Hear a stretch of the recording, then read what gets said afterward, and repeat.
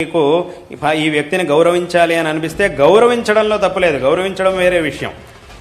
ఒక వ్యక్తిని గౌరవించడం వేరు, అదే వ్యక్తిని దేవుడితో సమానంగా పూజించడం వేరు. రెండిటికి అజగజాంతర వ్యత్యాసం ఉంది, రెండిటికి చాలా తేడా ఉంది. మాకు గౌరవించాలని ఏదో మంచి గౌరవించడం ఎవరినైనా గౌరవిస్తాం.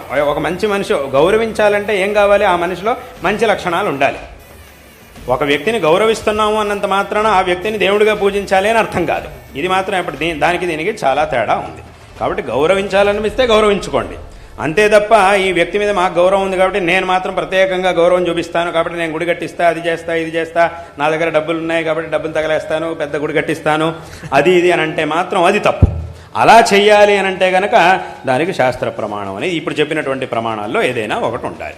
నీ గౌరవం ఉంటే గౌరవం చూపించుకోవచ్చు, అది వేరే విషయం. అది మనస్సులో ఉండాలి, ఆ గౌరవం వాళ్ళకి మనస్సులో గౌరవం ఉండాలి.